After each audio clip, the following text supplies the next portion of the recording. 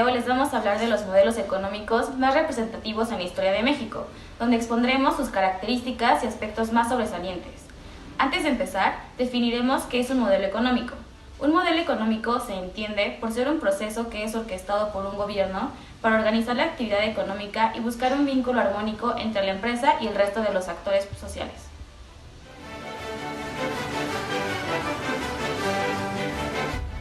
El primer modelo económico del que les vamos a hablar surgió durante el régimen de Porfirio Díaz.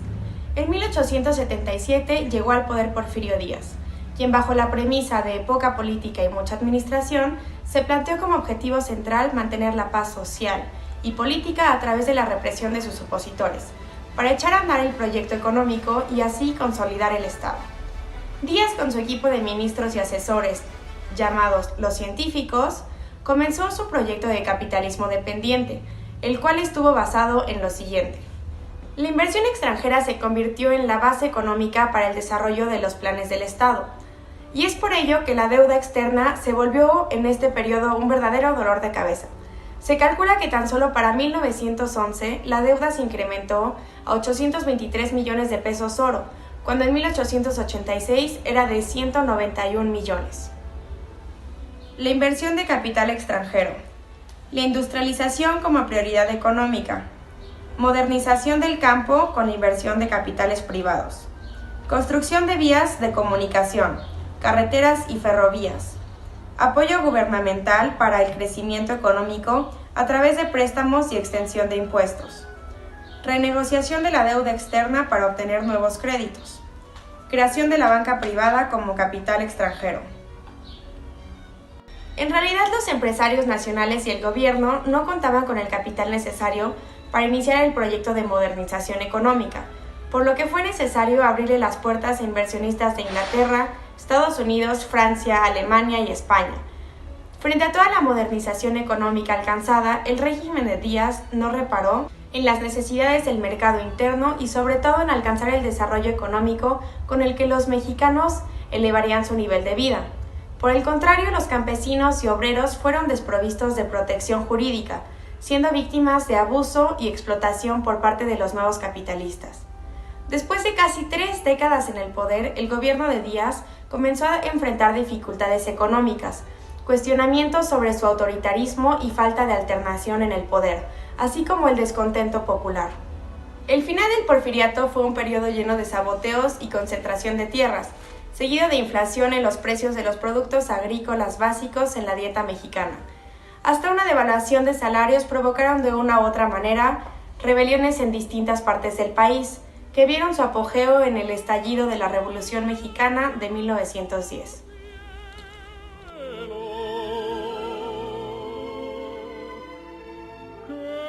El segundo modelo es el modelo de sustitución de importaciones, que fue un periodo en la historia de México de 1940 a 1955, donde se generó tanto riqueza como regulación del mercado.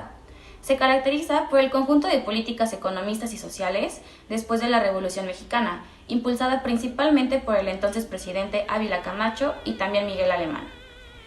Se empieza a desarrollar este modelo gracias a la creciente demanda de bienes mexicanos debido al periodo entre la Segunda Guerra Mundial y la crisis económica del 29, que ocasionó una época de crisis económica, social y política en todo el mundo, ocasionando la falta de productos industrializados provenientes de naciones extranjeras.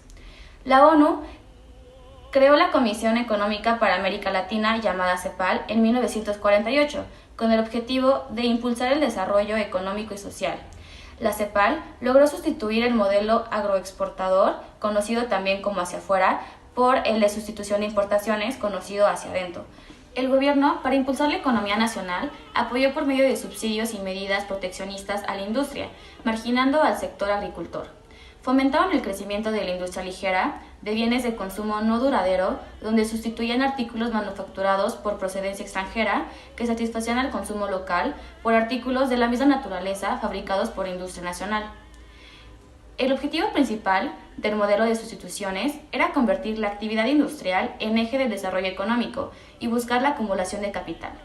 Buscaban pasar de la economía de agricultura y minería a otra donde la industria pudiera proveer el mercado interno.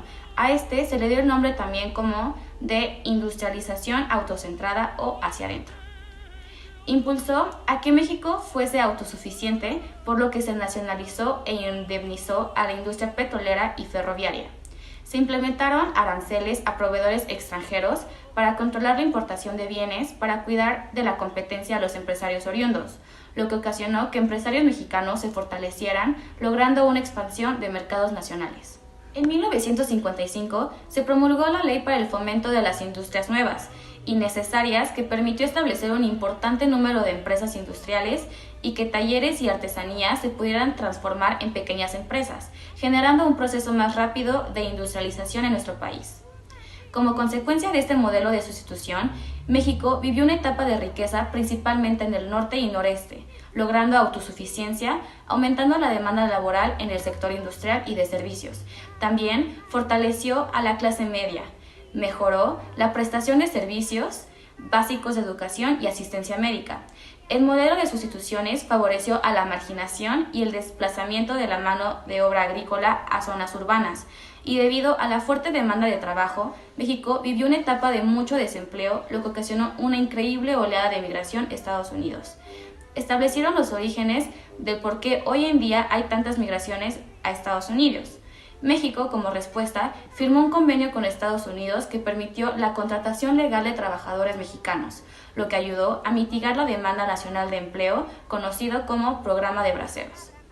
Se incrementaron las obras de infraestructura en nuestro país, principalmente caminos y puentes, como también la creación de diferentes instituciones que prestan servicios a trabajadores mexicanos, impulsando la industria y finanzas que siguen vigentes hoy en día, como es el caso del IMSS, Altos Hornos de México, Cobre de México, Guanos y Fertilizantes de México y Nacional Financiera.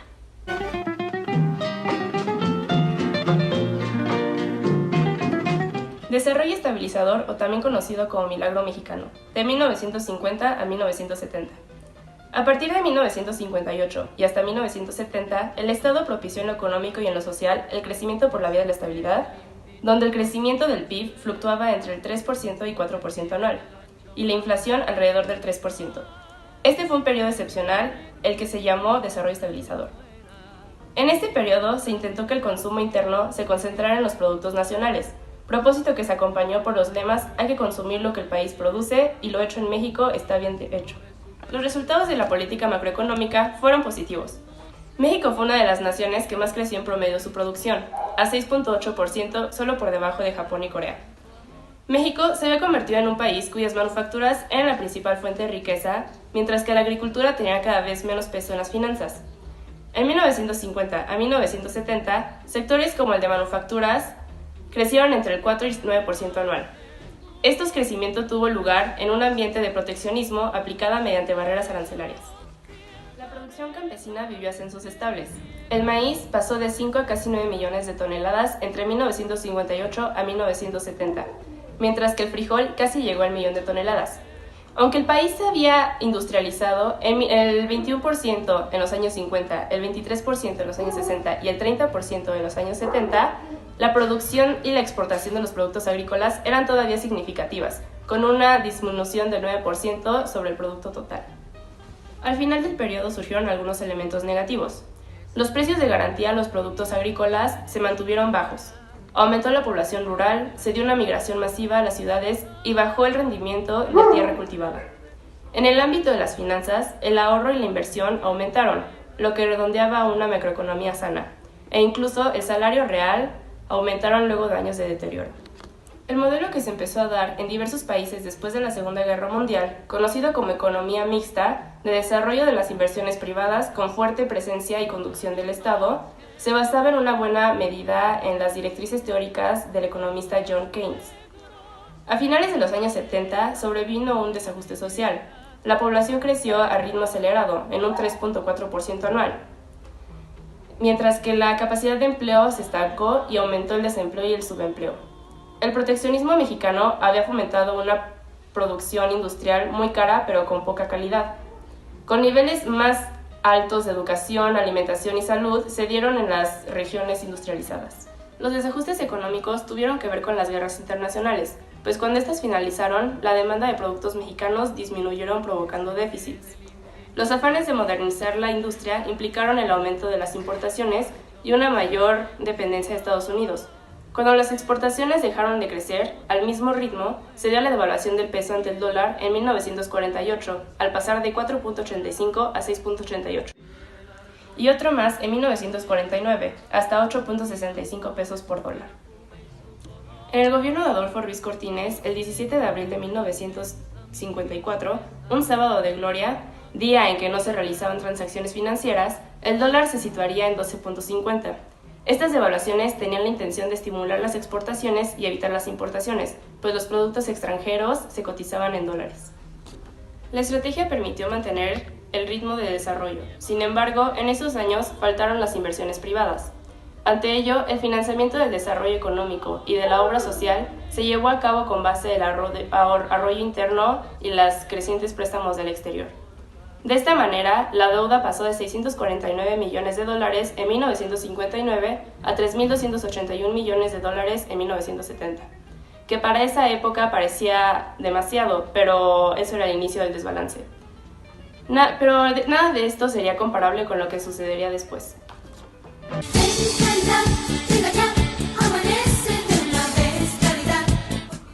Desarrollo compartido de 1970 a 1982.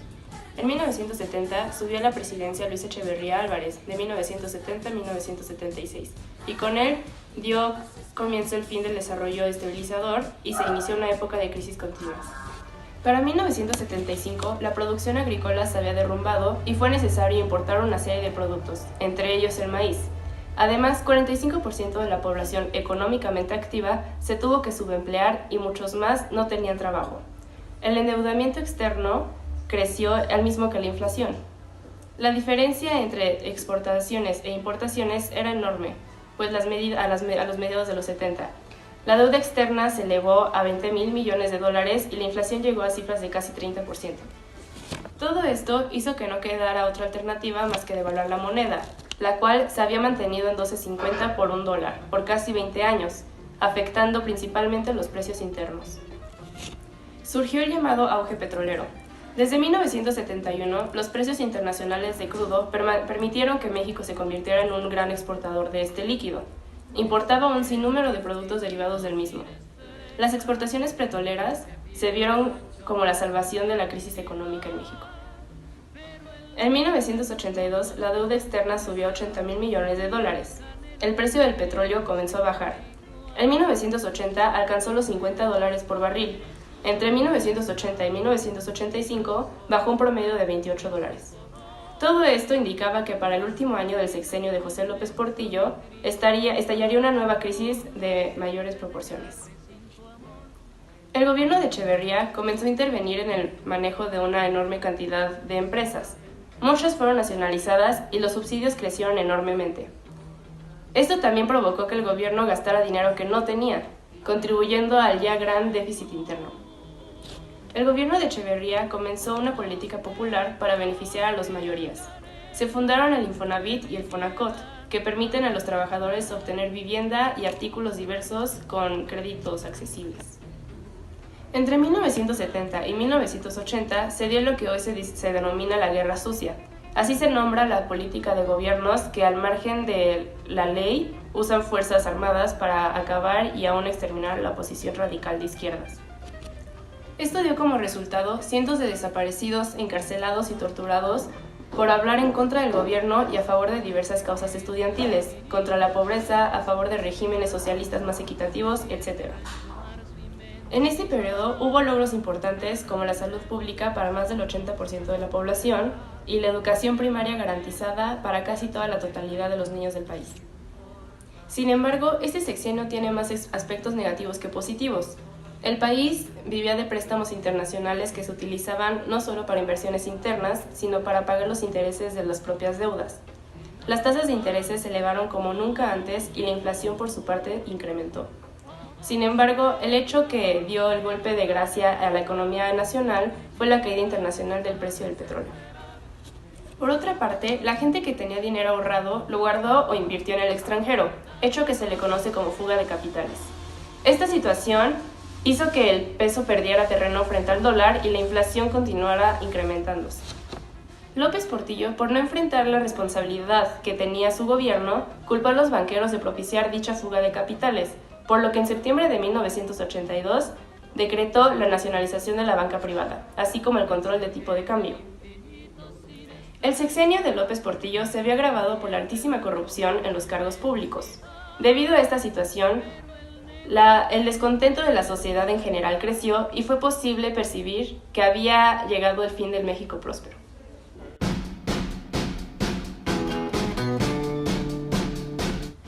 Ahora les voy a hablar un poco sobre nuestro modelo económico actual, que es el neoliberalismo. El modelo económico mexicano se había caracterizado durante décadas por un gran proteccionismo y por el peso del sector público. A partir de los años 40 del siglo XX, se habían establecido numerosas barreras arancelarias que protegían a todos los sectores de la competencia internacional. El neoliberalismo busca romper este modelo y crear otro donde prácticamente el proteccionismo y el intervencionismo estatal no existen.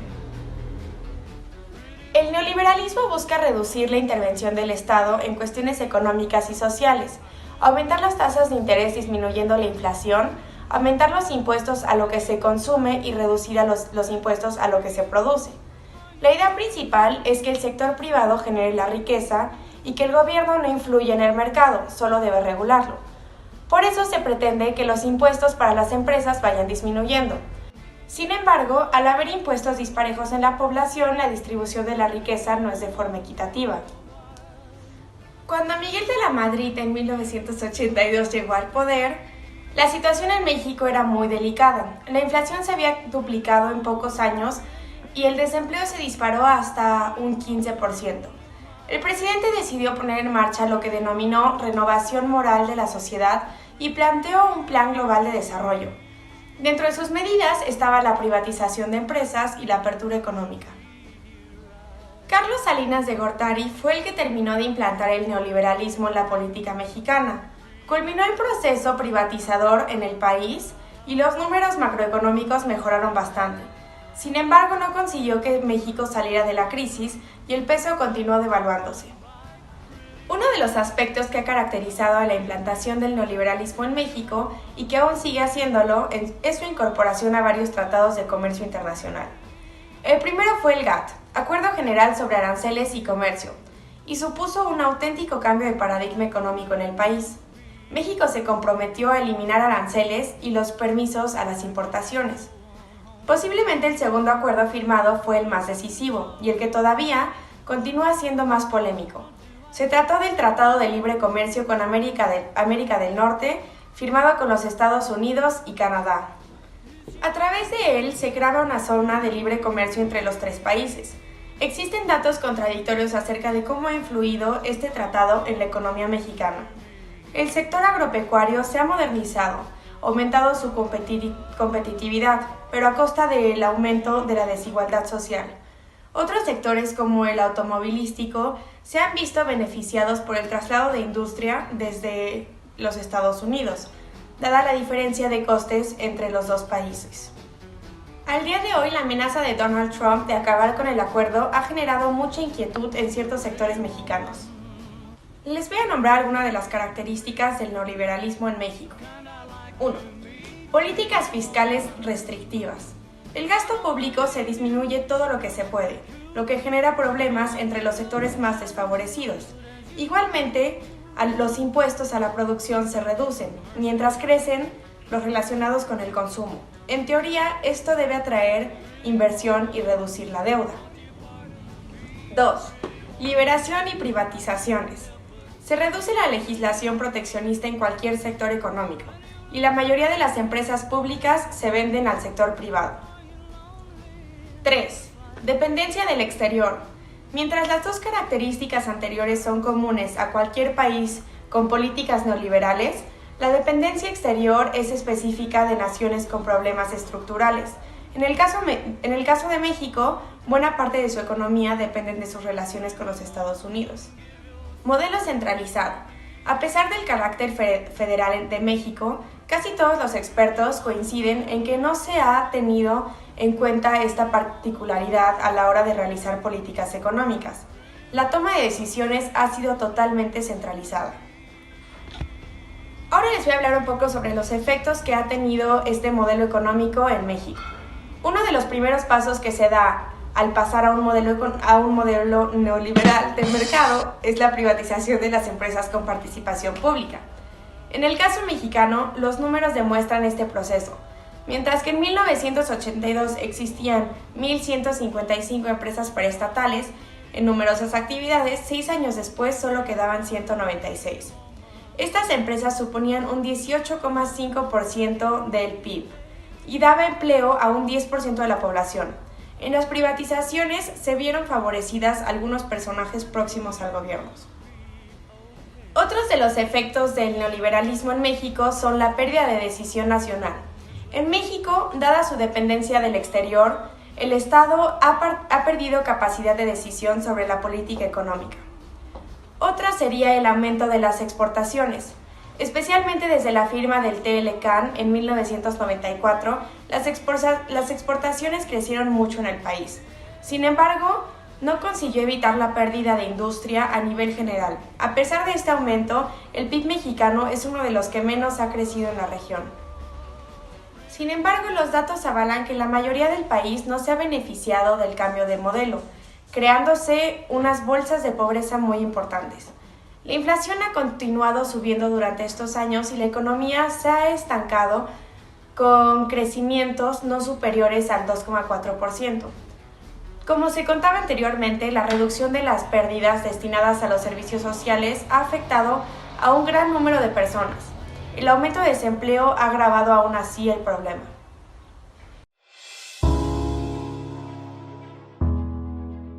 Hoy en día, México es un país abierto al comercio, donde la intervención del gobierno en la economía es cada vez más limitada. El mercado sustituye cada vez más a las regulaciones económicas, la propiedad privada al Estado propietario y la competencia internacional a la protección.